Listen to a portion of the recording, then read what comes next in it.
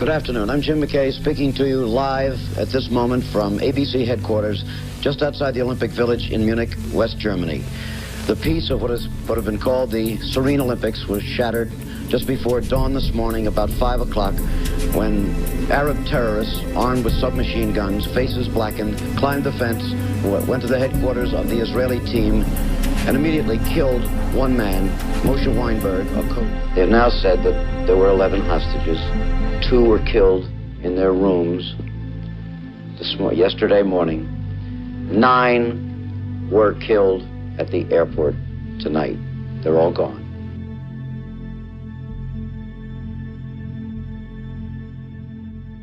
During my service in the army, I was wounded 3 times. The first time was during 1972. In September 1972, the government of Israel took some decision to get even with the terrorists who were responsible to the killing of the athletes. A mission was formed and I led a force into a village called Tulin in order to destroy the terrorist camps from where these terrorists came and launched their attack. During the clash with the terrorists, a bazooka rocket was fired at me and took part of my right leg. I refused to be evacuated and stayed in the field, and on the second day I was wounded the second time after a grenade was thrown at me. On the way to the hospital, I went through the body of the terrorist I killed, and I realized that there's a pistol next to his hand. After I was in the hospital, the chief of staff came and gave me this pistol with a dedication. Gave it to me and said that he's giving it to me with pride and also with excitement.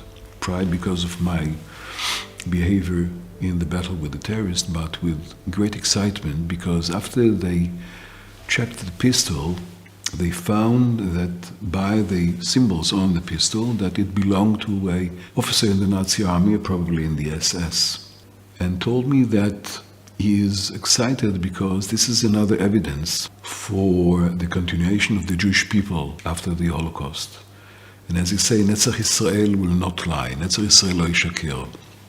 I was wounded the third time during the Yom Kippur War when I got severely injured during the fight on the Chinese farm.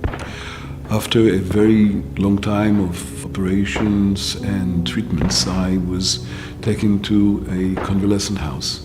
At that time, my eyes were covered by bandages and I couldn't see, and very mysteriously there was a melody which was started being heard in my head. Therefore, in order to pass my time and maintain my sanity, I started playing on the piano, which was found at one of the rooms in the convalescent house. While I was playing the piano, mysteriously and even mystically, picture of 3 of my fallen friends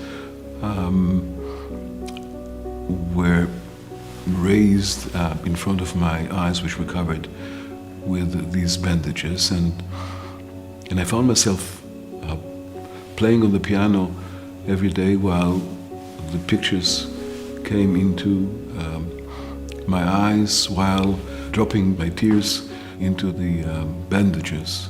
I asked my friend, the lyricist Chamutal Ben Zeev, to write the words to the melody, and indeed she wrote wonderful words, and we called the song A Prayer for Peace, Tfilah L'Shalom. And during these days I decided I'm going to dedicate the melody to the memory of the 3 of my friends who were killed: Captain Yossi Dirali, Zichro Livracha, Captain Israel Igelberg, Zichro Livracha, and Sergeant Natan Livni, Zichro Livracha, and also Major Bnei Arain, who was killed during the Second Lebanon War. The song was translated to various languages, to English, Arabic, Russian, and even Japanese. The song is also being sung at the end of every March of the Living in Auschwitz. I hope that the sound of the song will echo around the world and will bring the peace to our area and will enable us to live here in our wonderful country because of our right and not because of our might. And the most important thing is that we will always remember and remind those who perished and were killed during the wars defending our country. And as we say in Hebrew, במותם ציוו לנו את החיים.